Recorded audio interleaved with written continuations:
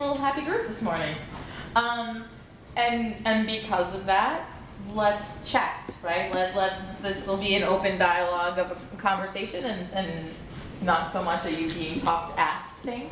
So at any point, if you have questions or interjections, please feel free to.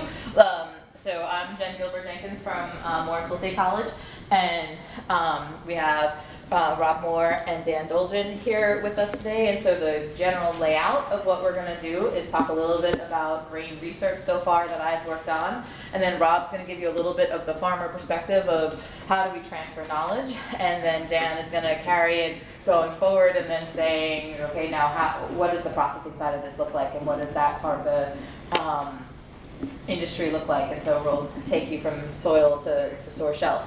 At any point, if you guys want to interject with anything I'm saying or whatever, we're grouped together to have a nice little chat this morning and round out our NOFA experience. Right? So without further ado, I won't know where I want to be. I think I want to be over here. Maybe. I might do a lot of wandering. We'll see. So I'm going to talk mostly about 2018 and 2019 grain trials that we've been working on. Some of the questions that have arisen, some of the questions that we've been trying to answer, because one of my most favorite things about hemp is that I approach each growing season saying, this is the question that I'm going to try and answer this year. And instead of doing that, I come up with about 7 more questions. I'm like, oh, right, that was my original objective. We'll get back to that eventually. Because hemp is really exciting, right? There's so many things we don't know. That's my summary of 2018. There was a lot of rain, there was a lot of wind, and the harvest sucked. So I can end there if you'd like. that was it, right? So, but what we're really trying to do is characterize yield response of grain to fertilization, and specifically to nitrogen fertilization. And so this was not an organic trial because we wanted to be very specific about the amount of nitrogen that we were applying. And so this was across the fields that I did this on. They were fields that hadn't seen manure in recent years, or in at least 2 years, so that we could really focus in on the nitrogen applications that we were making. And we were looking at from 0 pounds of nitrogen, which is essentially crop failure, to 200 pounds of nitrogen, which is the outer reaches that the Canadian Hemp Trade Alliance was saying that they were still seeing responses to. So when you hear people talk about how hemp is not a nutrient demanding crop, you can just laugh at them.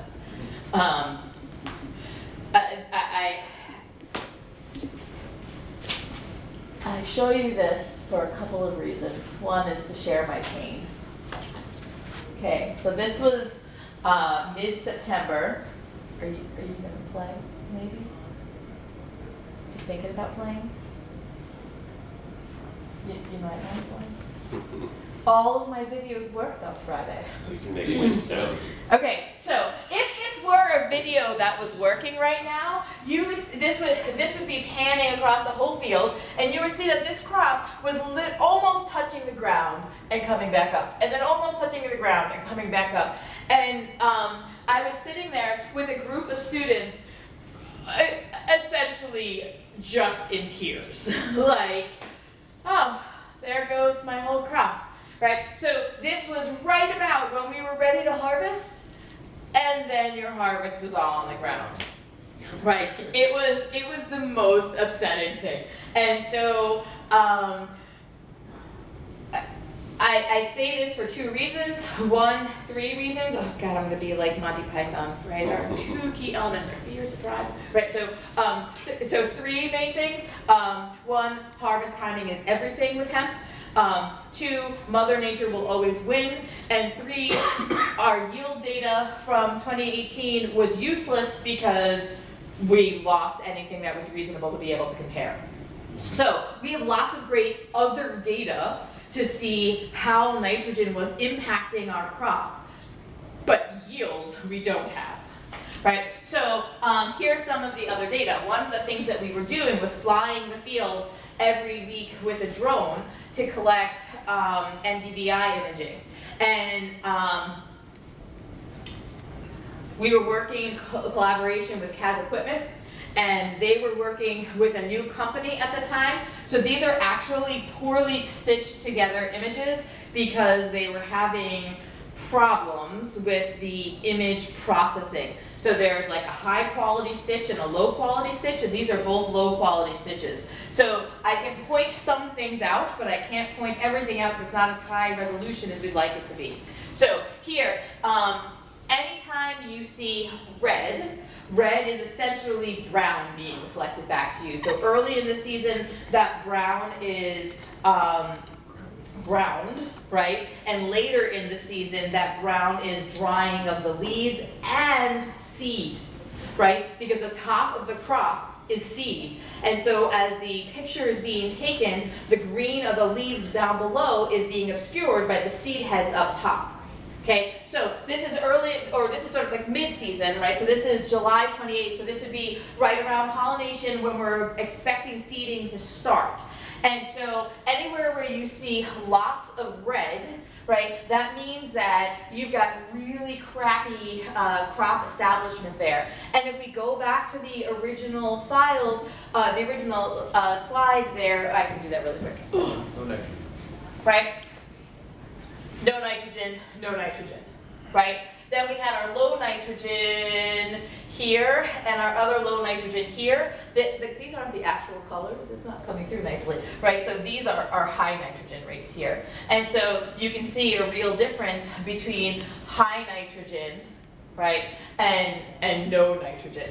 And when these are high quality, you can actually see each rate perfectly through there. So what this showed us was that mid-season, you can say, yes, we did fertility well, or no, we didn't.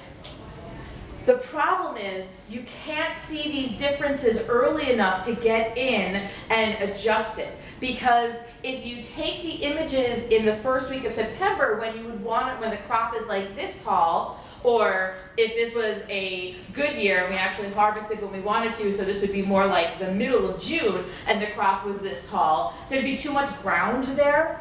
And so all of the images look like this. And so it's really hard to tell. So the time when you need to be able to get into top dress, you can't see anything. So you can use the imagery to show you how you've done, but not so much of, can I fix it right now, right? But then our other question was, can we use the imagery to predict harvest readiness? Can we see when the crop has dried down enough, right? So this here is October 5th. Right, and now you can't see any differences between the treatments because there's so much brown up top, right? So maybe we can use this imagery to predict harvest readiness. So that's sort of a thing that we were thinking about, right? So this is another field, and in this field here, so we have June 28th, we don't see any differences. July 30th, you can see half a field and the other half of the field. Right, you can see that stark difference there, right? And then by October 5th, no differences. So this is two different varieties, right? And here, the nitrogen rate was the same across the whole field, but we have two different varieties there. And so maybe this imagery can be used to help us out in the first couple of years. NDVI imaging by drone is not expensive, right? To be able to fly your fields, I remember being at a conference in the early 2000s and this farmer in Iowa talking about the importance of hiring somebody to fly your fields to get aerial photography at least once every other year because of how important that imagery is, but how expensive it was, right? In the past 20 years, this is cheap, this is easy. It's like, I don't know, I have to remember. $400 an acre? Nothing like that. It's like $20 an acre. Yeah, no, it's really cheap. Okay. And so it might be 35. I have to go back and see what it was, but really inexpensive for critical information that you can get multiple times a season. So I'm a big fan of aerial images of your field. So the things that we learned, Mother Nature always wins, and NDVI imaging can be really exciting and can show us a lot, but maybe not show us what we set out to think. So I was hoping it would show us, oh, it's time to fertilize, but we really can't see differences early enough, right? but it showed us how important proper fertility is, because hemp is a wimp, right? I don't care what people tell you about this robust crop that can outcompete everything. Baloney. It is a wimp, and it is particularly a wimp in the early season. In those first 3 weeks, it doesn't outcompete anything, and it needs everything, right? And so proper fertility is critical to outcompete weeds. If you have a poorly fertilized field, your weeds will win. And every weed will win, right? And so hemp can be outcompete by nutsedge, pigweed, foxtail, lamb's quarter, there's more, right? All of our most common field weeds. Goldenrod. Goldenrod, right? And so mustard, field mustard, right? All of our most common field weeds are better at competing for nutrients and water and light than hemp is. I've found that, I mean, I'm not an expert in it, but there's my friends and who are more knowledgeable, they use their weed as a bioassay for their, like, essentially soil tests. So things like pigweed, for example, are like usually in low calcium soils, right? So you're saying that they outcompete, like the weeds are outcompeting the hemp, but that's just because the environment is ideal for, let's say, those weeds. I don't think that any of my fields are low calcium because we have a whole lot of Low calcium? I mean, that's possible, but still, our calcium numbers when I test our soil are off the charts. I think that it has to do with the weed seed bank. Sure, I think that ensuring proper fertility is key. No matter how you get to that point, knowing what the fertility of your soil is absolutely is key. Right, and then that harvest time is critical. So lots of people early on were saying, well, there's too much green here, I can't harvest this. Ignore that. The traditional idea of your plant needs to be totally dry before you can harvest it doesn't work for hemp because it's indeterminate. And so that means that you're going to have a progression of maturity along the plant. And so you need to harvest in the middle stage when you have like 50% green left and 50% really brown. Otherwise, you're going to start losing all of your harvest. Will it mature after you've picked it? It'll still be, the grain is actually mature. It's just the green material on the plant hasn't dried back yet. And so the general concern is that in the combine, it's going to gum up all of the screens. Right. Deal with it is sort of the answer to that. No. Yeah. So in 2019, we sort of expanded our grain trial, our fertility trials to include mixtures with manure, and then a couple of other things. We switched the varieties that we were planting. Because I didn't like how the Anka was performing, and so instead I looked at Altair and Pheromone. I have found that across the board, I like how French varieties fare in New York State better than Canadian varieties. That's been my anecdotal experience. What type of soils do you have? Clay, heavy clay? We are mostly silty loams, some silty clay loams, most of them are gravelly silty clay loams, and so I don't know that I don't know that the soil type is the reason. Okay. I think it has more to do with moisture than anything else. I think it is more of a climate issue. Across the board, a couple of the HGI varieties that we've seen coming out of Canada have fared poorly all through the United States, or through the East Coast, I would say. Like a lot of the New York and Kentucky trials have shown the same thing. And I think we're just too humid. I think it's just not what that variety needs, because it's some of their highest yielding and just not what we're seeing here. And they're being totally outcompeted by weeds. Did you look into any like the Eastern European varieties? I love some of the Eastern European varieties, but they are more expensive. More expensive. Yeah. Huh? And so I've played a little bit with them. I have had the most consistent results from French varieties. So, you know, go with what you got. This spring sucked, right? So planting dates were so late, and for grain, planting dates matter because the longer the plant is growing in the vegetative stage, the more energy it's consuming or storing to be able to grow more grain, right? But on the other hand, if you plant a little later, you get a shorter crop and it's easier to harvest. So there's a trade-off here. They're doing a rainstorm.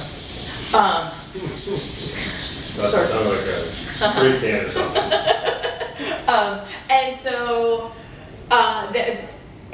so for a fiber variety, planting this late, you've just lost half of your yield, right? For a grain variety, maybe you just bumped your yield down a little bit. It's not the end of the world. And we did our NDVI imaging again. So this year, instead of having 5 fertility rates, we only had 3 fertility rates, right? 75, 125, and 150 pounds of nitrogen. And I did it in this order so that you can look and see that's sort of the order it went in. And then right across the street in this field, this was all one variety. This was one variety, this was the other, right? So this was the Altair and this was the Farabon. And then this half of the field got top dressed with inorganic nitrogen, whereas the whole field saw manure right before planting well, a month earlier. When did you top dress? We top dressed at week 3, right? And so that's what we do with all of our nitrogen rates. So we apply 50 pounds up front, and then everything else 3 weeks later, so that you don't have 150 pounds of nitrogen the first week when it doesn't need it. Leaching into you. Well, so you see how long and narrow these strips are? That was, so we got an immense amount of leaching between strips, which really made it difficult to see differences between our variety or our trials here. So that was huge. So a couple of things that we hear a lot of people saying is that you can't do hemp no-till, and that's not true. We only grow mostly no-till, so we do a little bit of minimal tillage. We run an airway through the field, but you can see there's still lots of cover left. And so if you look here, I would consider this a moderate amount of cover, and we have just a really nice row here, and a really nice row here, and a really nice row here, so it will do okay. This is too much cover, right? And there's probably only maybe 3, here's 1, 2 right there, and there's 1 over here, right? So we're really, this too much cover was a mess, right? And then here was a spot where a lot of that cover had died back, and we really didn't see too much of a better establishment than over here with a more moderate amount of cover. And so the hemp will do okay. Right, it does fine in no-till. It's the amount of cover that's on top that's going to limit emergence.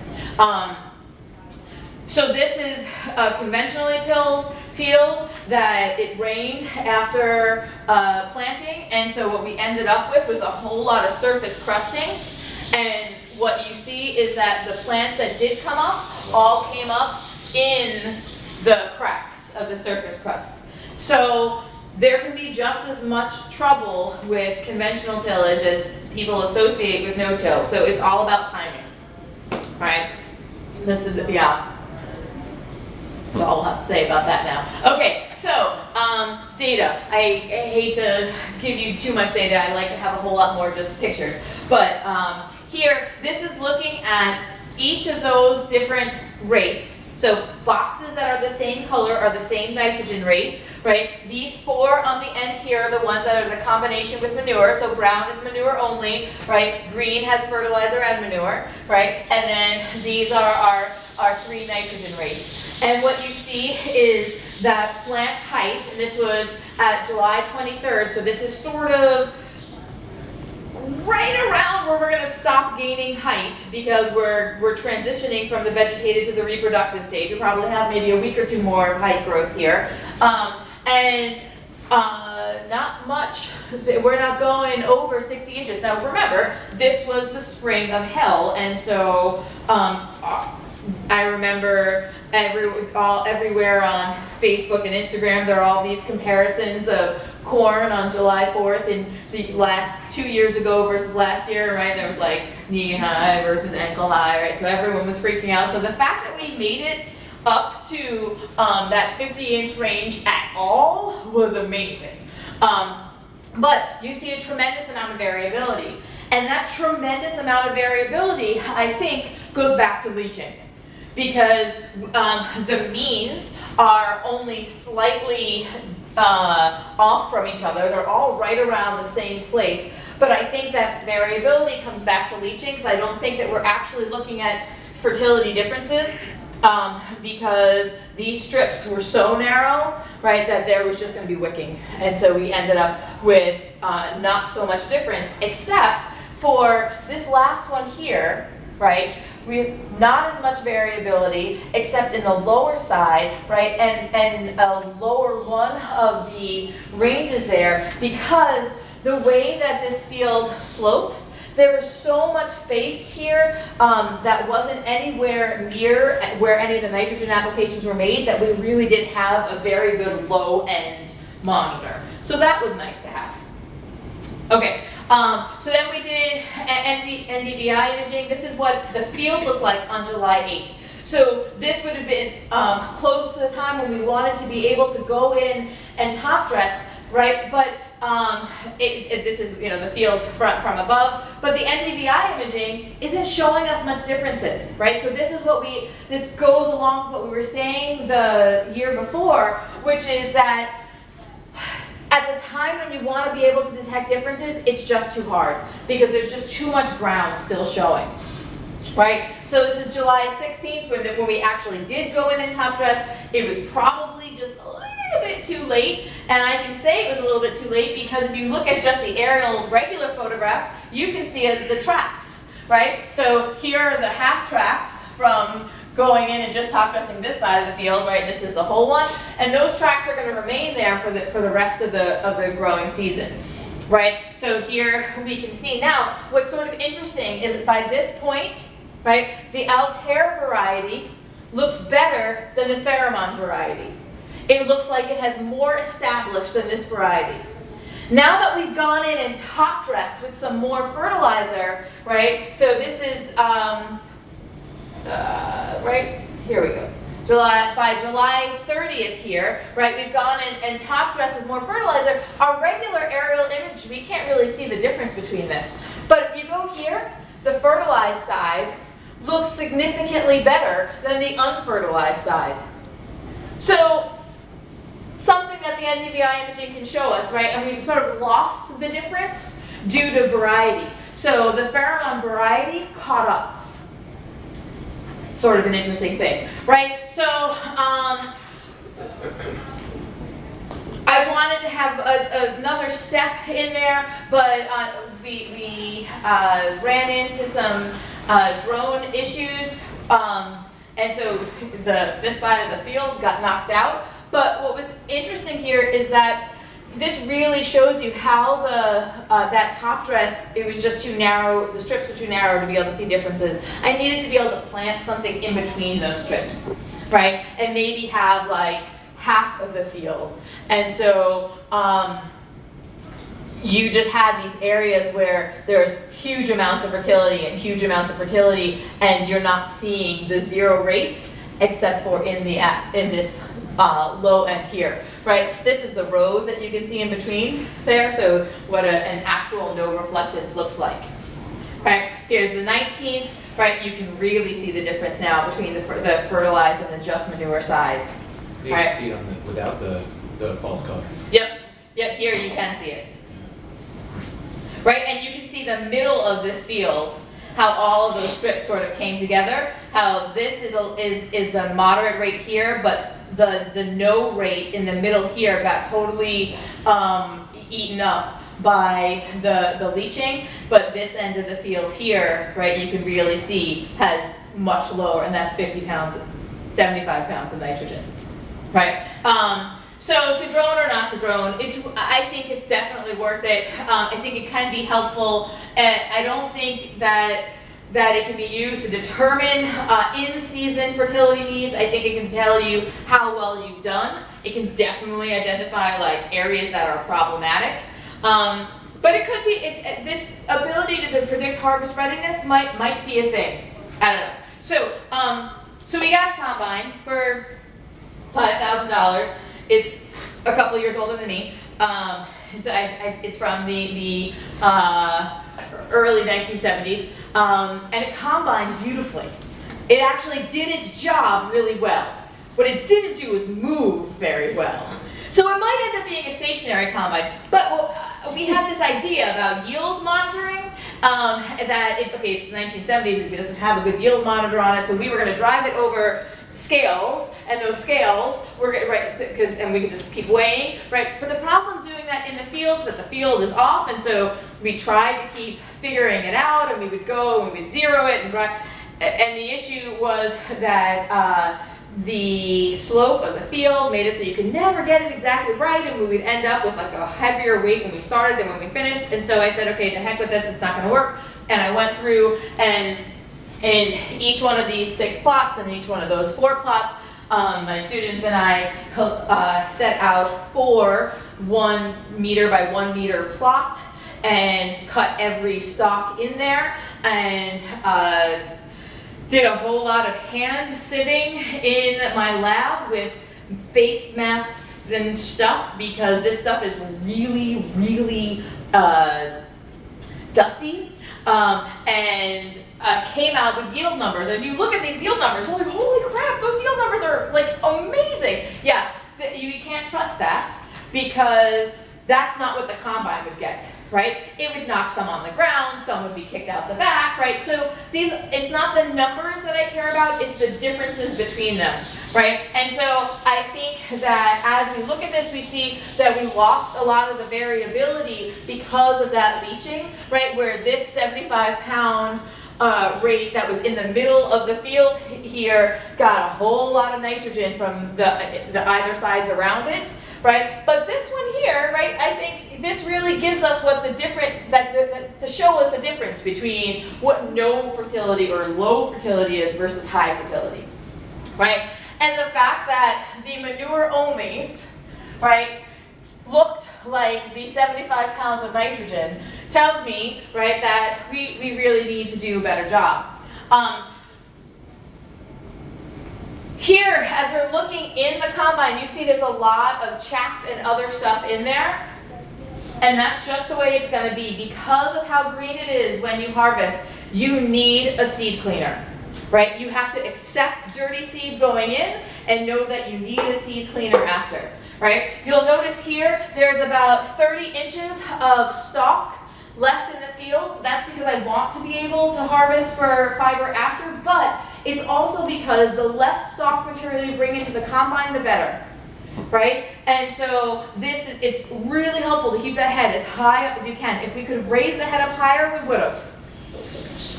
Okay, 2 new problems that we found this year. One is viviparity. Viviparity is when the seed germinates while still on the plant.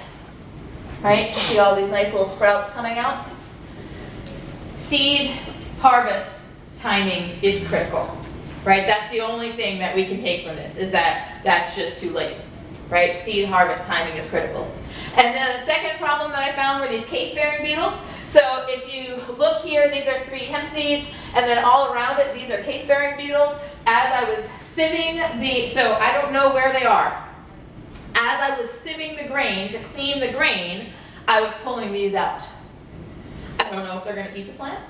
I don't know if they're a problem, right? If you want to know what they look like, this is so. If you break this case open, so the case-bearing beetles, they take their own dung and leaves and wrap it around themselves to make these cases. So some of the cases like just unwind, and you can just crack them open really easily. And then this is the little pupa that's inside. He's a squirrely little guy. And so case-bearing beetles is the family level of identification. That's about as far as I got.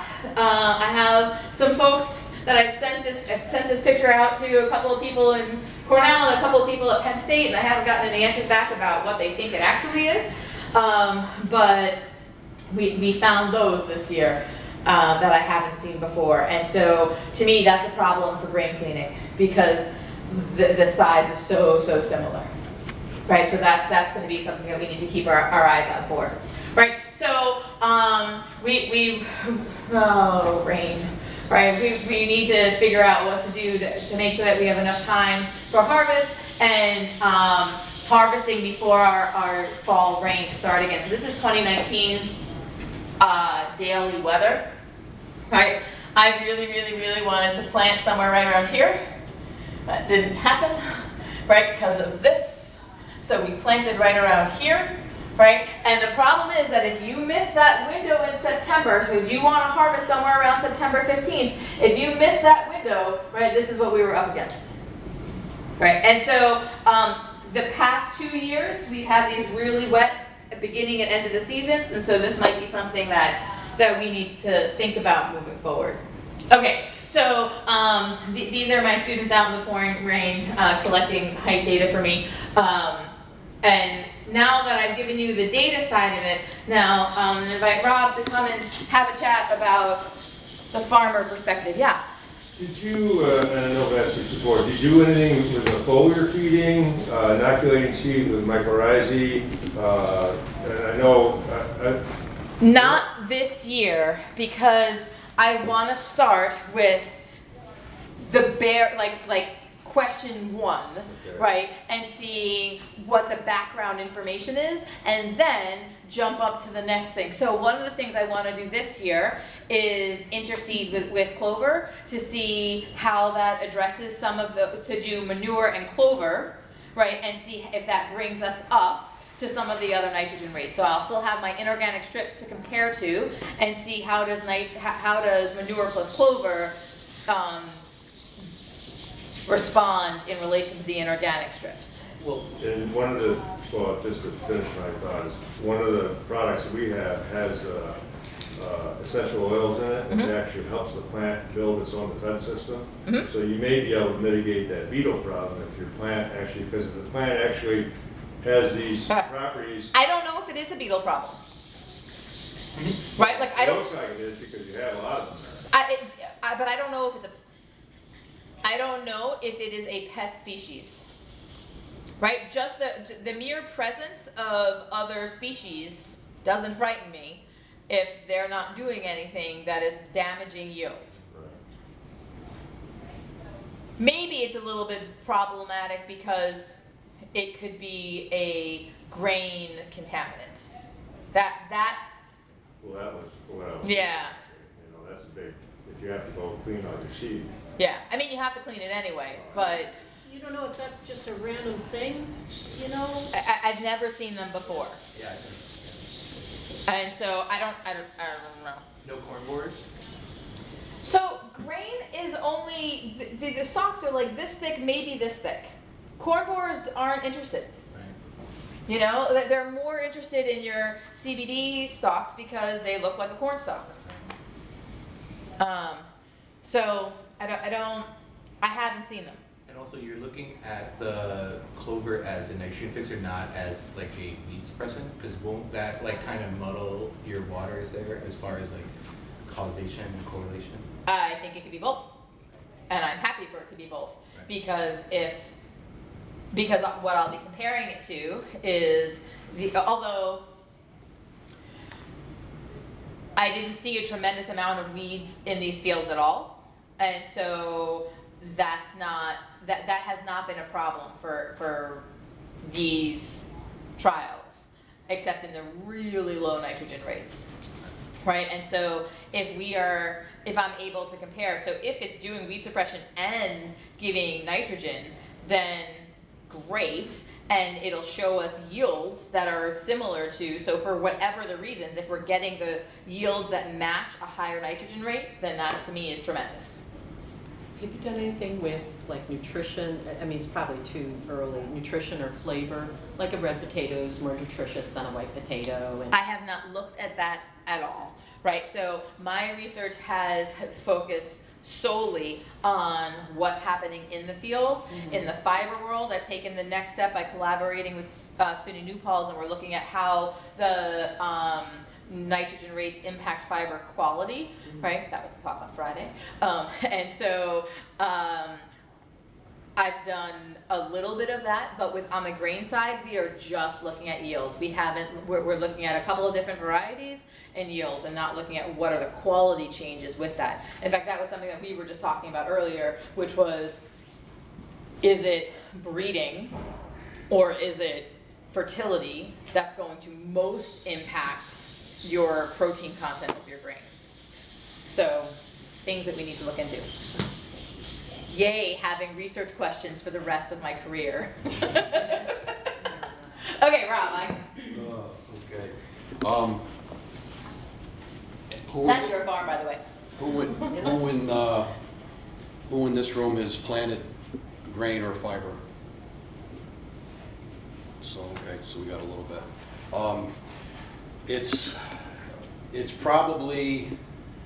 It's very similar to most small grains that you're going to plant.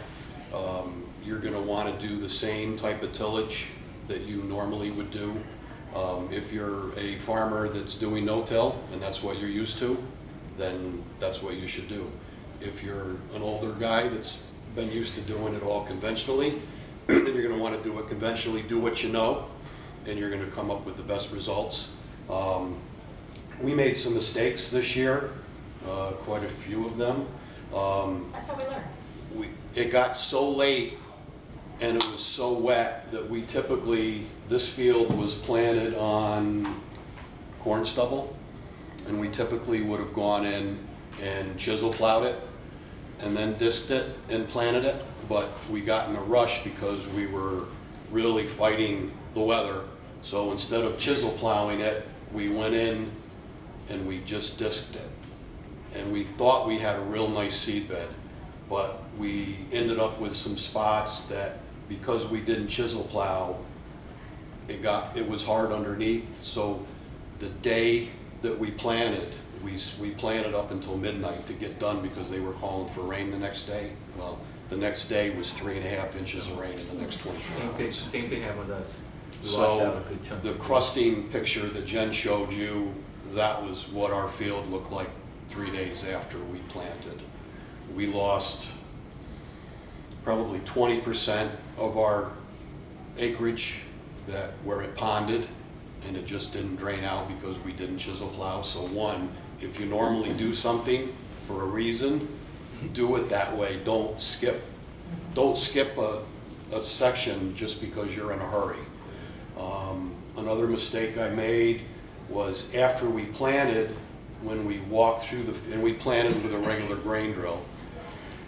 When I went through the field, because everything was so hard and crusty, we had a lot of seed that was not covered by dirt.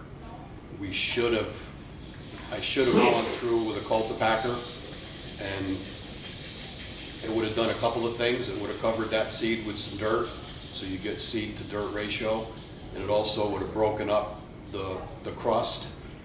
I didn't do that, so there was a second mistake that I did, and all of those things cost us yield.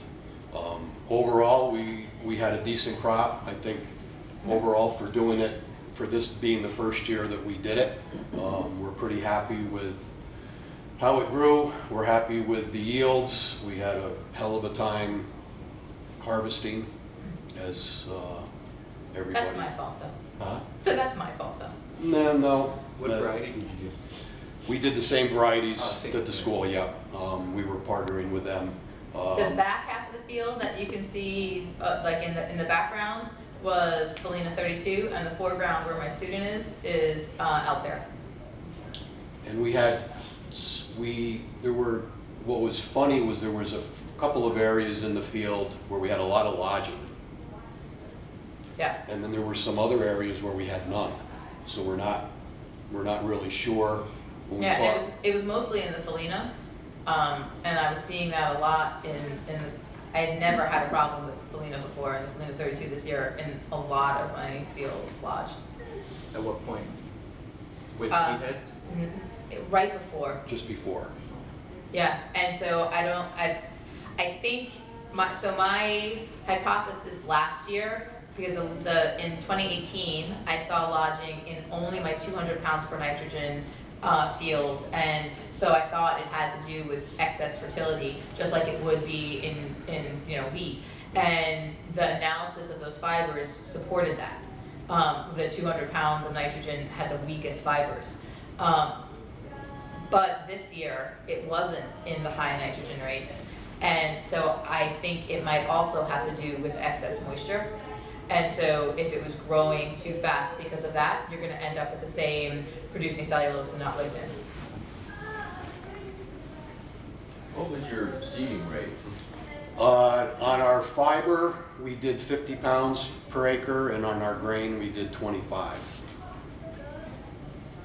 Did you plant about half-inch depth? About a half inch, yep. Pretty close to that. Less or more? Would you say when you say pretty close?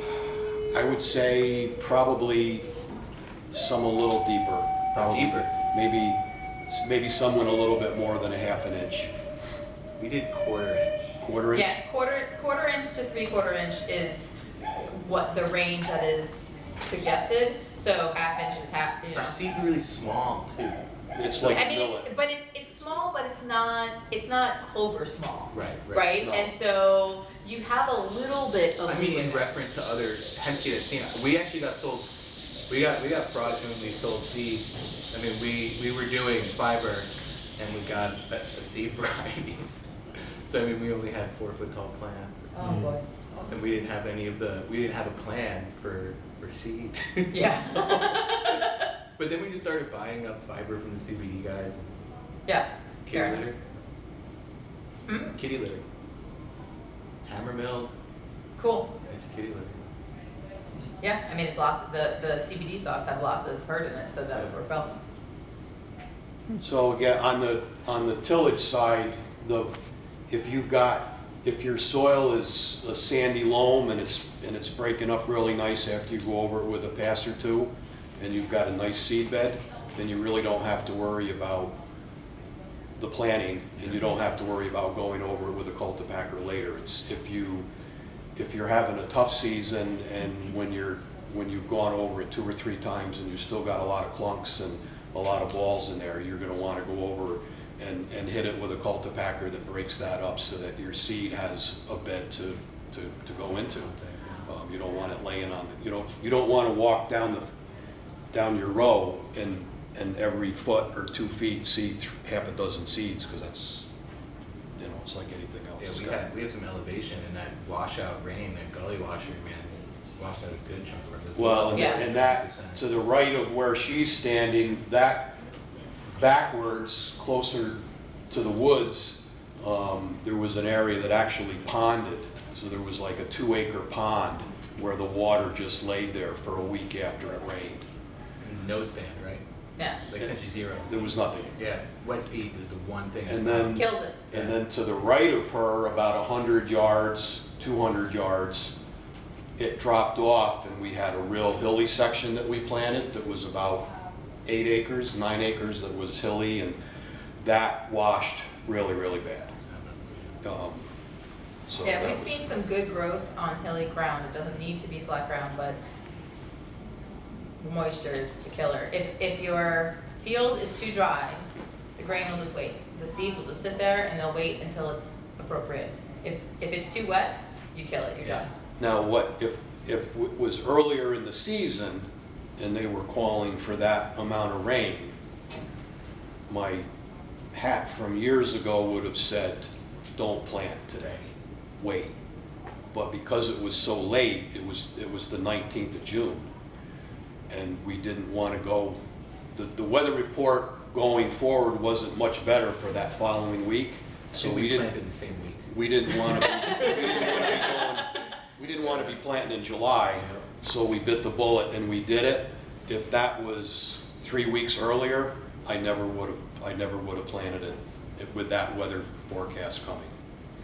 So I think it cost us in yield, and but whatever. That's That's the learning curve. How tolerant is it to the cold, like if you planted it really early? Very. Very tolerant? The problem is here, that if you're planting it early, it's not just cold, it's cold and wet. Yeah. And so that's the difference. We have had a few instances though where you get a couple weeks window where if you plant it really early, you can get it in, but most corn farmers are not gonna plant that early. No, you can Because plant- they're gonna get hit, and You- that's gonna be bad. It's really the first 2 weeks after Uh-huh. planting is the most critical. If you can survive that and you get a little stand, you're good. Yep. I'm going to contradict a little bit here because what we found is year one, because of the permitting process of getting a DEA, import permit, and all the sort of nonsense surrounding that, we planted July 3rd and we had a bumper crop. The next year, we planted early, like around a little after Memorial Day, and we got completely wiped out to the point where we reseeded a month later. This year, we planted July 7th or 8th, and we had a terrific crop. So our reasoning there is that weather volatility is becoming predictably unpredictable, and the seasons are kind of like shifting, where winter now goes into a very wet spring, and you can kind of almost see sometimes flurries in early June. We don't want to deal with any of that, so we'll take that risk and we plant. I think now we know we have a 2-week window in July where we can get seed in the ground, and it's such a sturdy stalk after you get it in the ground that we can harvest mid-October. Now you run into some of the Weather issues. No, what's the double germination? Oh, viviparity? Viviparity, but we always say nature is going to take its big, and so you just have to factor in, and especially as organic farmers, there's more big than not. But I don't want to interrupt you. No, keep going, keep Real going, quick, good. when you plant in July, do you increase your population? No, we do the same. Our rates are more like 27, 28, and we do like a little deeper because what we found is it does need a cover, a topsoil. In fact, we did a lot of experiment in our greenhouse, and we did some where we just laid seed on a bed and didn't cover it at all. And Chris, who manages our greenhouse operations, will tell you that those did far less. Yeah. And so you do need a good amount of cover. Every field is different, and you're going to have to try. We have a saying on our farm, farm can survive small mistakes, but not big ones. What I worry in this industry is people seeing the potential, value, and they just go whole hog and plant their entire farm in hemp, especially with CBD. I don't know, I can keep going. And then they lose it all. They lose it all, right. And then they're discoured, and then they tell everyone And they don't have a And market. that's, they don't have a market. Or they don't have a market. right, and that's kind of to, I suppose that a lot of you here, not just to grow it, but you also obviously want to learn and figure out if you can sell it. Can you? The answer is yes, if, and no, but. I'll give you. Do you mind? No, yeah, keep going, you're doing good. There's only so much you can talk about Growing. getting the seed in the ground. Yeah, I'll give you the history of kind of where. So my farm is JD Farms. That's my it right favorite there. view. That's I think year 1. 2. Year 2. Yeah, the picture on the left is year 1, the picture on the right is year 2. Okay. So we were ground zero for the hemp industry here in New York. We got the first license, and we were the only farm to grow that year. And that year you needed a research partner. Thankfully, Jen and her folks over at Morrisville were very progressive and saw the value in doing this. There was a lot of trial and tribulation. That first bit of legislation actually prohibited farmers from bringing their crops to market. And, it was New York State being New York State, trying to be overly compliant. They didn't really understand the federal bill, didn't define research, which you could research how a product sells. They thought you couldn't do that. So we went in and we met with Donald Lepardo, we affectionately call the Hemperer, who wrote the legislation, and we said no farmer is going to apply for a license because who's going to put hemp in the ground? And if they do, they're going to do tiny plots that mean nothing if they can't bring it to market. And she basically said, oh shit, we need to do something about it. And we couldn't amend existing legislation, so we helped rewrite legislation to make it so it was much more permissive, but we weren't sure that the governor, first it had to pass the assembly, and second, we weren't sure if the governor was going to sign it in time for harvest. So predictably, nobody got a license. We were the only ones who were, I guess, stupid enough to do it. And our initial interest in hemp was as an organic cover crop. You know, grows fast, broadleaf. We thought this is perfect. And as we planted, the farm is about, at the time, 1,500 acres. Now we have closer to 3,000, but you know, we planted 30 acres, so we weren't taking a huge risk. We just wanted to see how it grew, and I won't go into the various studies, but Jen basically replicated at a less sophisticated than we are now in terms of different nitrogen applications and comparing chicken pelletized versus liquid manure versus hog, right? So various things, and you know, we saw you know, what would work and what didn't. The next year, we thought we would be smart and plant, as I said a little earlier, and we had a very cold and wet start, and we planted about 100 acres, and we got basically nothing off of it. We had to swab harvest, basically, where you cut it, lay it down, and then you try and get what you can off of it, because the weeds were just outgrowing, and we tried to top dress, but what happens is, why I say those first 2 weeks are important is because if they're growing and the weeds are about an inch higher, and they're not, if you top dress, you're top dressing everything, so you're still getting the weeds that are outgrowing the hemp. Yeah, our data showed that year that if the hemp emerged before weeds, it would outcompete weeds that then came. But if hemp emerges at the same time as the weeds, that every single time the weeds outcompete the hemp. We have lots of data to support that. Now, a few things. This was before CBD was a household name, so our interest in hemp was more on the food side.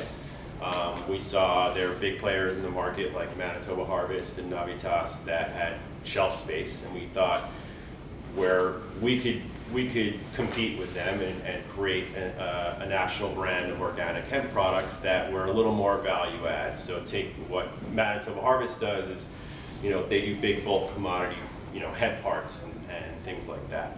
What we found is the seed itself was really crunchy. It's got an outer husk, and I'll pass these around later, but which is really the fiber component. If you think about hemp part is white rice, the hemp seed is brown rice, and the outer shell is where it gives it its fiber. So we really liked the crunchy aspect of it, and that was going to be the basis of our food products. I'll step back for a second. That year, the governor, to his credit, wanted to really make hemp the agricultural crop that would revitalize upstate. And so he put a lot of money in the hands of Cornell to basically subsidize an industry here. Good and bad. Good is it got people interested, and Cornell was paying people per acre to plant. The bad is, by September, they were all calling us saying, do you want to buy this? You know, what do we do with it?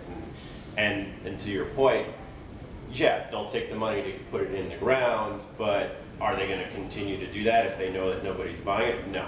So you saw a spike, and then you saw a dip, and then the CBD market exploded, and you saw sort of another spike. But back to what we wanted to do was create a food company.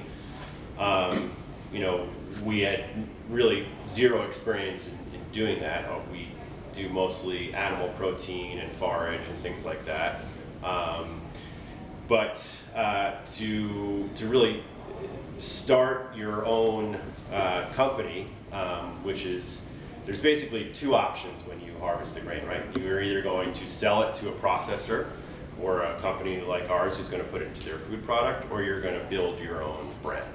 There's really, nobody's going to come knocking at your door after you plant hemp and say, I want to buy this grain. So you're going to have those contracts and buyers in place. They promised me they weren't gonna do that. So in that sense, yes, there's a market for it, but you really have to be entrepreneurial and thinking about how you're going to do that. If you don't plan on starting your own brand, you know, call around to folks like us, or Evo Hemp, or Manitoba Harvest, or, you know, big companies that are always looking for potential new, you know, grain farmers. The organic market obviously is a little more stable in terms of price. The conventional price has gone from like $1.20 down to, you know, almost 75, 70 cents an acre. Organic is anywhere between, I think, $1.20 and $1.50. We pay $1. Because of the weather volatility that we experienced in year 2, knew that we couldn't rely on our own yield to really, feed our products. So we contract grow with other farmers, other organic farmers around the country, and we pay anywhere from, you know, $1.30 to $1.50. Because as farmers ourselves, you know, we think it's important for folks to kind of maximize whatever price they can, but also gets people in the game and interested, and we can rely on them year over year to grow for us. So, you know, back to kind of starting your own company, you know, food scientists, brand developers, marketers, co-packers, all of that stuff is vital. And it really begins, you know, at harvest. So when you harvest the seed, it's at a moisture level of around 28% because it's a very viscous, oily seed. But you need to dry it within 24, 48 hours down to about 8 to 10%. So proximity to either somebody who's got a heated drive-in and an aerated drive-in is important, or you're going to have to build that yourself. Same with cleaning. As Jen mentioned, it's a very dirty harvest, especially organic. And so getting a seed cleaner, if you're going to, again, use it for food purpose, is vital. You know, we send ours out to North Dakota to clean because they get it food. There's a place out there that also contract grows for us, and they have a great cleaning system. We haven't really found anyone in New York that's really been able to do it to the standard that's needed. Finding a co-packer. You know, we're organic, we're non-GMO, vegan. Some of our products are allergen-free. You know, all of those things make it, you have a much smaller set of co-packers to choose from. And if you're a small business in that industry, you can't go to a behemoth that has minimums. Does everyone know what a co-packer here is? I don't want to use terms, but a co-packer is basically where you take your seeds to be manufactured into your food, and then they put it in your packaging and they'll distribute it.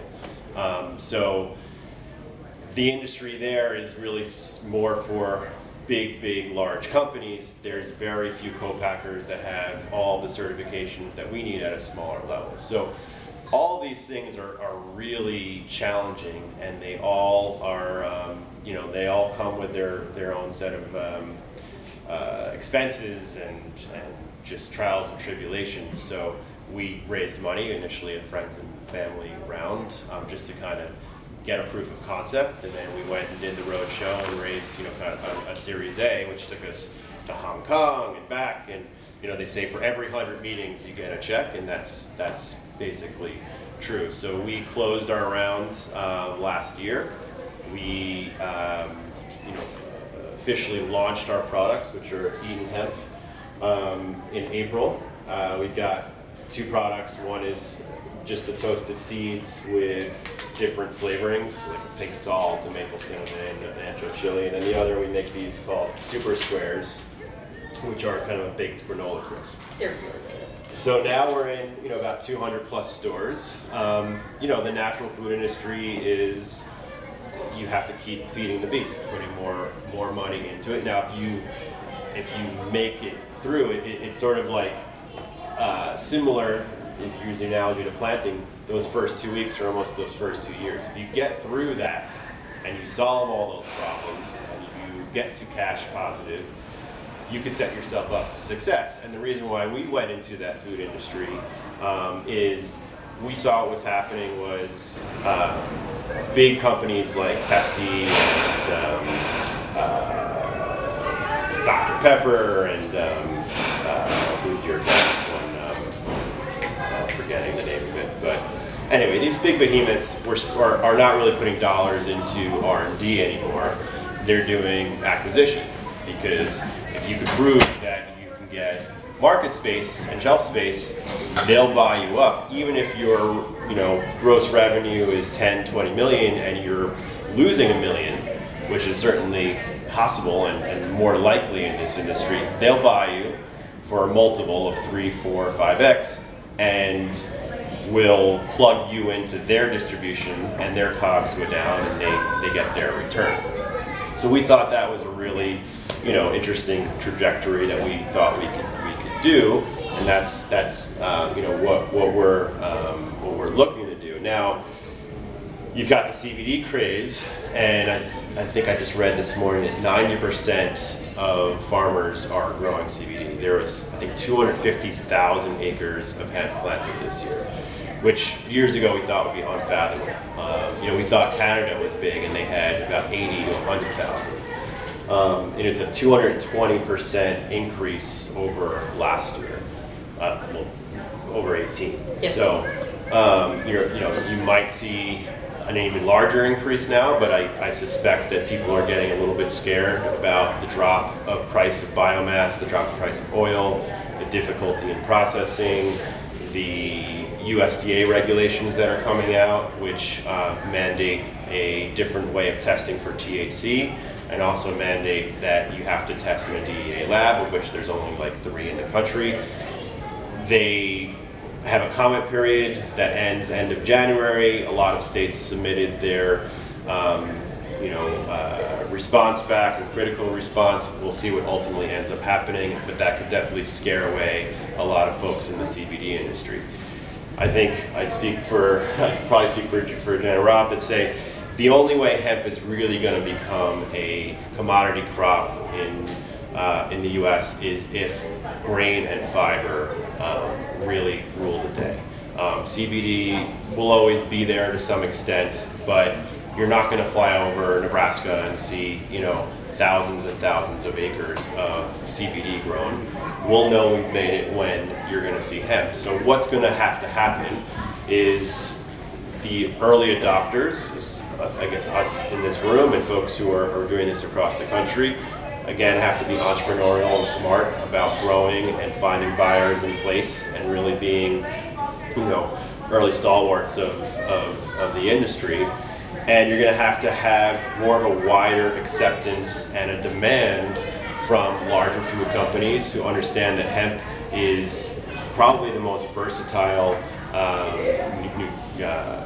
plant protein out there. So the beauty of the hemp seed itself is you use the whole seed, you can press it, you have the oil, which is the only vegan alternative to fish oil because it has omega-3s and 6s in a perfect 3-to-1 balance. And people are tired of taking fish oil, especially with more people becoming vegan and plant-based. They're looking for alternatives there. You can then mill that seed cake into flour, and you can have the more you sift that flour, the higher protein content you get, which is great for protein powders and whatnot. And then the initial powder that you mill has a higher fiber content. There's a fiber deficiency in the US, and people are looking for sources. So it's an amazing seed, and you know, we get very frustrated. We just wish people would really understand that. And the connotation of hemp in terms of taste is very negative. And so what we spend a lot of our time doing is educating the public that actually this tastes good. You know, we do demos all the time in Whole Foods, and people, you know, initially they're, I don't want to try it. And Chris, who manages our booth at the farmers markets, you know, you'll see people kind of walk by, oh, what is it, hemp, isn't that kind of cardboard tasting? And then they'll say, okay, they'll try it, and their eyes light up, and they realize, oh my God, this is really good. Is it good for kids? Yes, it has no CBD, it has no THC. So as more acceptance and more interest in it, you know, starts to happen, I think you'll see the market start to open. You just have to be smart about getting into that now, you know, because nobody's necessarily knocking on the door. So yeah. I'm curious, you said you first grew it as a cover crop? Our initial interest was What was your experience? We well, didn't do it as a cover crop. That was the thought going in. That's why we got a license, right? But I think now we understand it a little. I don't think you plant in enough density to really crowd out weeds. I think the issue is seed cost. Yeah. Because if you could plant it at a high enough seed rate, it germinates so quickly that in the fall, I mean, if you look at harvest, the seeds that have fallen off the plant have germinated, and so I think that it could be a cover crop, except the seeds are too expensive. You're also, you know, it's a volunteer, so you're getting a lot of regrowth year after year. Right. I mean, it is a perennial that you're. If you planted it late enough, would it not set much seed? But still put on enough biomass? Oh, sure. I think absolutely, but and I haven't seen. The other issue is winter kill, right? And so all of my volunteers that I get right away at harvest, you're walking through and you're like, oh my God, this is going to be an issue next year. Next year it's not an issue at all. It's gone, and so. For us at least, I don't know if it's seen different. And just sort of doubling back too is we now interseed with clover, and it's actually been a godsend for us.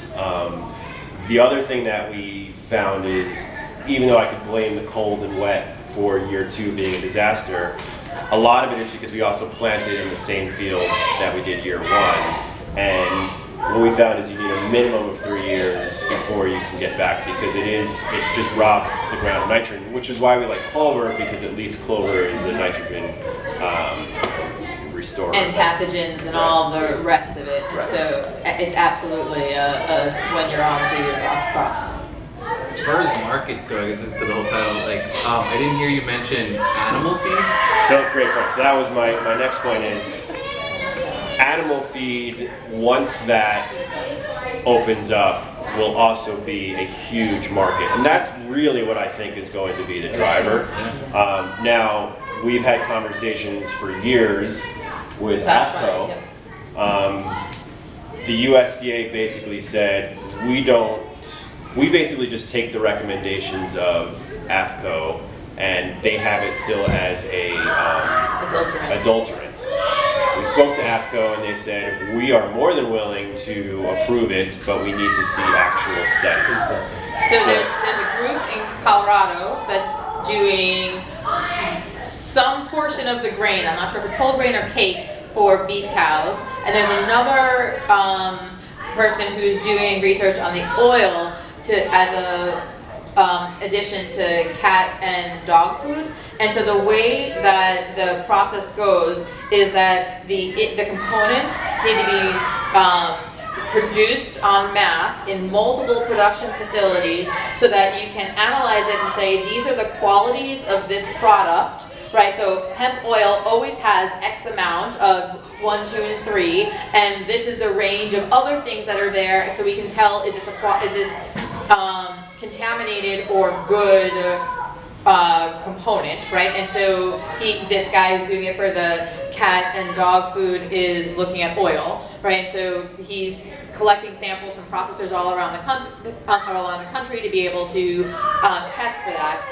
And so once the oil is accepted, then you can move on to the next component, right? So it's a really large beast, And so we can do, we've been talking for years about doing small studies, but this needs to be like a nationwide coordinated effort. And the other side of things I think about is what about like replacing soybean oil as a, you know, like in anything that soybean oil is. Well, hemp has a very low smoke point, and so it's not a good cooking oil. It's a good salad. It's a good top dressing oil, and it is very, very. Or even about an industrial oil.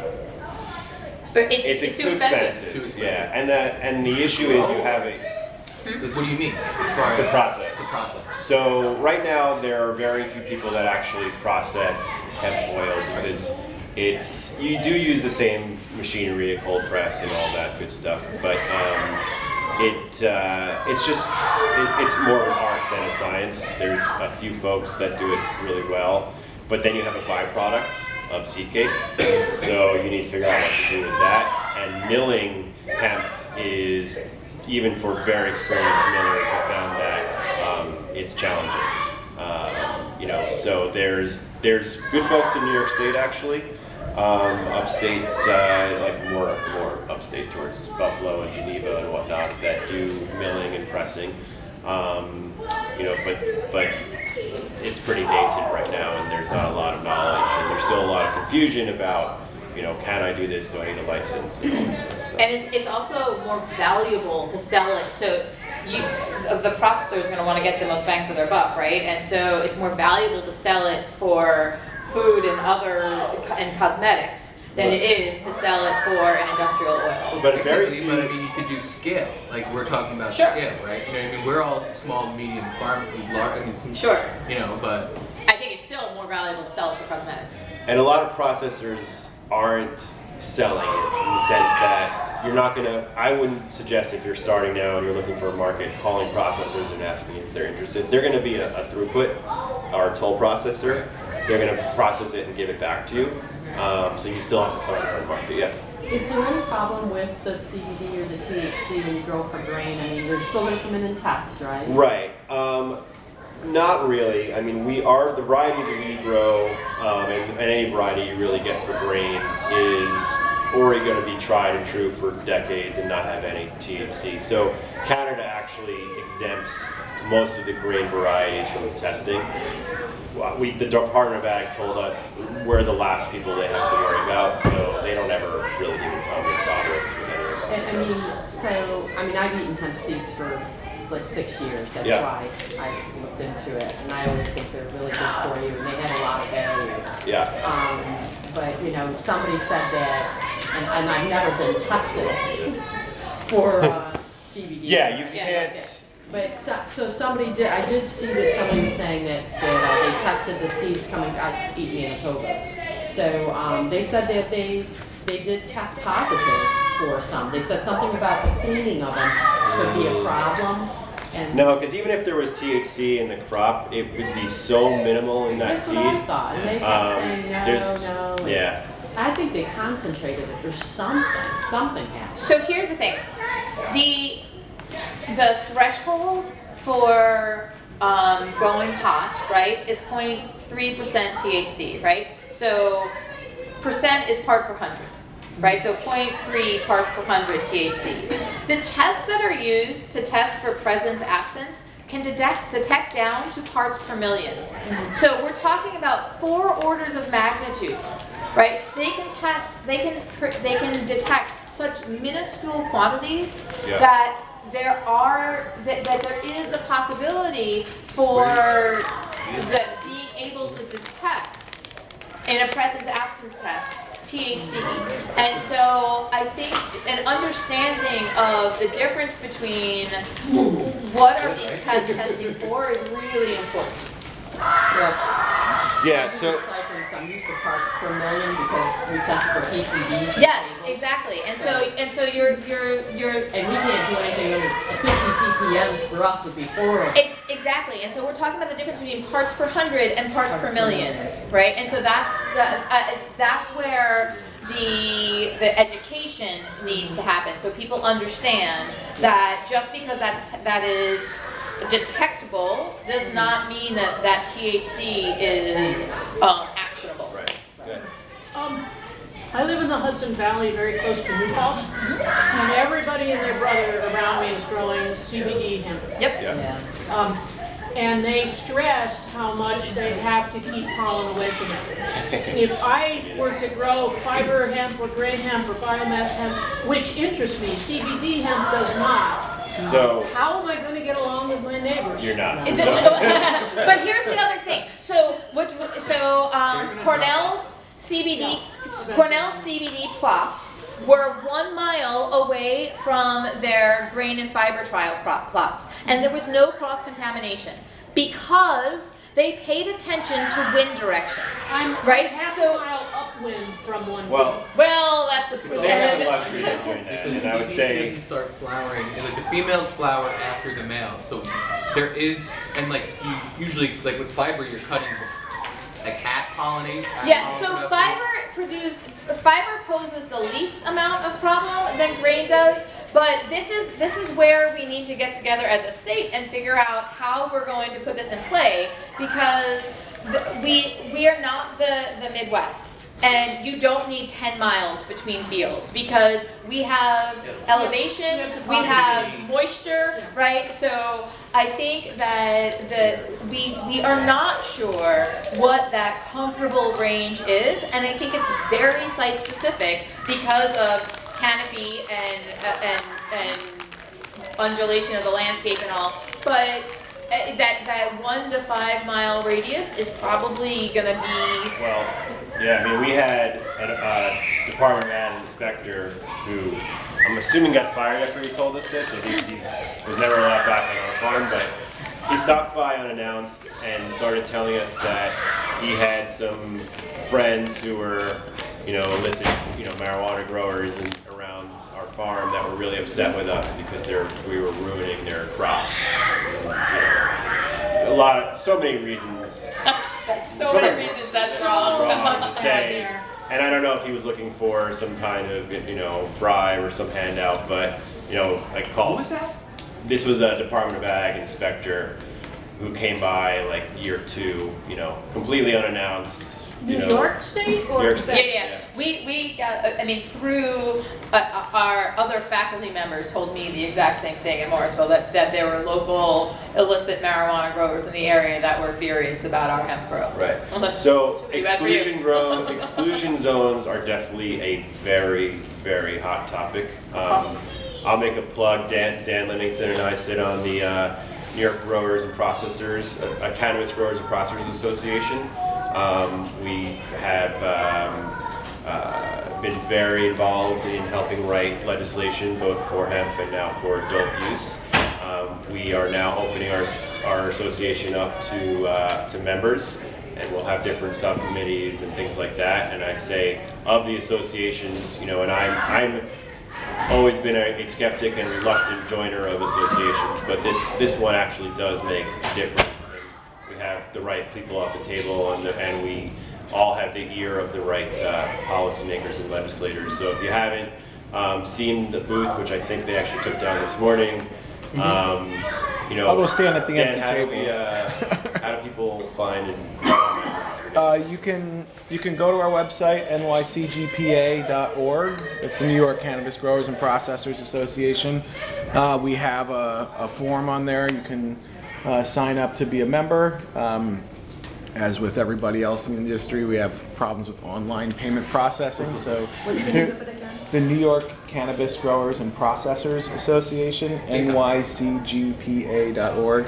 We also have a survey that we're doing, an economic impact survey, which you can find on our website, nycgpa.org/survey, and give us some input if you know any illegal grows or illegal processors. It's an anonymous survey. We're looking to get a sense for what the current economic impact of cannabis is, black, gray, out in the open. So, yeah. What about the small farmers, like really small farmers, like Amish farmers who hand sow through horses, the whole 9 yards? They don't Do you hand think sow. it's a viable? They're not hand sewing. You're gonna open up a can of- Sorry, is it viable? Yeah. Again, it's if they have, I think for an Amish farmer, if they have an internal use for it, they could feed it to their own animals. So As Would far they as do, to feed, I'm sorry. yeah, so no, I was just going to answer that. So for animal feed, if you are using it all internally, you can. So for example, the other side, our animal protein, we're vertically integrated. So our butcher shops, our Fleischers, which are in the city, and the piggery, which is up in Ithaca, down in Ithaca. We could feed it to our animals and sell it because it's not ever changing hands until it goes to the consumer. So, and again, you know, it's a gray area. Are they going to come, you know, stop you from doing it? No, but it's not going to, again, be a huge market until they officially say this is good for animal feed. Right. So, But I mean, yeah. for them, I mean, it's a lot about, they grow oats for their horses. And so I know a lot of Amish farmers in our area. Yeah. And so I'm actually gaining some information for them. I work Yeah, exclusively with Amish farmers, by the way. Do you? Yeah, Pennsylvania. You know, I would say the interest for, and as do we, we're in Eaton, and you know, we're surrounded, and Amish are our biggest customers for organic hay. And you know, if you can bale it on the fiber side, you know, it's good for insulation, it's good for, you know, various things that they're probably more interested in, for rope, for, you know, the traditional uses, which is why hemp was, you know, the most long-standing and viable crop in history of agriculture. I mean, it fueled the global maritime economy until it was sort of wrapped up in the anti-marijuana craze, and they didn't know that there were two versions of hemp. They all thought it was the same, and so they taxed it into oblivion, and you know, the rest is history. But That's a rosy view. what's So that? that's a rosy view of the situation. Yeah. So, you know, the good news is we are right now still very much in infancy. You know, I love that there's so much interest and conversation about it, and there's just going to be a few companies that need to break through and set, you know, an example and really educate the customer. It's really hard to do that, and you know, we're trying. Do I wish somebody else had done it before us? Yeah, sure. You know, I think Mark Cuban says first you get the innovators, then you get the imitators, then you get the idiots, right? So we're still in the innovator stage. Hopefully there'll be more imitators. You know, the other saying, and this is a Mike Tyson saying, is everyone has a plan until they get punched in the face. And so I think that really describes the food industry. Is you can think that you're going to do something, and you can think that it's going to go a certain way, but there's going to be 10 different ways that it's going to try and pull you sideways. So you just have to have an entrepreneurial mindset and spirit and be up for the task. And you have to keep your eyes open for the crap, right? There are people that, like, you see constantly lots of claims about hemp and I've stopped responding to it, right? Like, I don't even look when people post things on social media about, you know, crazy hemp is going to save the world things. I think it's a really interesting crop, and I really love working with it, and it has great potential. But it's a component of a crop rotation. There's no such thing as a hemp farmer. It's not, every farm is a multi-species farm, and you need to know that you're going into this adding hemp into your crop rotation. Not there's nobody who's going to grow hemp exclusively. You can't. Yeah, it's not a panacea for everything. It's not going to, you know, solve our ecological problems. It's not going to cure cancer. It's, you know, it's got wonderful varieties and and properties to it that will help, and it's incredibly healthy. But again, it's one of many. I always hate when I say, "Oh, we're a hemp farm." It's like, no, hemp is one crop that we do, and we're super interested, and we want to continue to do it. But it's one of many. So.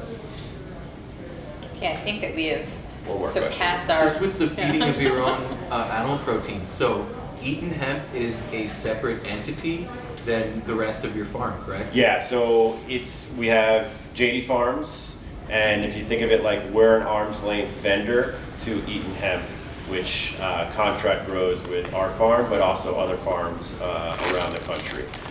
So yeah, we're completely separate. Is that how you So get then around it's not vertically integrated. Is that how you get around if you grow it, you can't sell it? Is because you have two different entities? Well, no, now you can You grow can. and sell it. So that was just year. Okay, that was year one. It was only the first 6 months of year one. Right. Oh, By okay, June of year so one, now they if fixed that. somebody wanted to grow the seed for a grain, they could, and if, let's say they wanted to hand process it. Do whatever. They could do whatever they Yeah. want and they could sell the So the grain. U.S. Farm Bill in 2018 made hemp fully legal to cultivate around the country. It took it off of the Schedule narcotics list. So it is not even a Schedule 2 or 3. It used to be a Schedule 1, but now But you it's... still have to get a license to grow. It depends on the state. Like New and York State. in New York State, you do need a license. We will see what happens next year because the USDA's regulations will go into effect next October, or this October. And that will really determine how it's regulated, but they're still requiring every state to submit a plan. So New York might say, the hell of it, we don't have the resources to give out licenses, you just have to, tell the USDA you're growing. We'll see what ends up happening, but it's not a very onerous process to get a license. So is there a fear though that the CBDs are gonna push for the highest limit? And so when they start pushing for those limits and they're like trying to get the flower, they're doing all these things, it's gonna make it tougher for the grain and the fiber growers because they're gonna see it as that, okay, are they along with the CBD people and they're pushing those THC limits? I don't think that that's an issue because the grain has been bred for grain for such a long time. We are so far behind the rest of the world. Do you think the people in New York are, the legislators are really going to be able to distinguish Yes. between Yeah, the two? the absolutely. great thing about New York is we have a very informed and interested group of legislators that are actively making sure, and they want to see fiber and grain become the dominant crop more than CBD. But you often see they throw the baby out with the bathwater. Yeah, I'm not worried. I'm not worried about that either. And just so you know, so New York State has put a moratorium on CBD growers. Processors. Processors. Processors, sorry, you're right. And so they're talking about opening that back up. Right.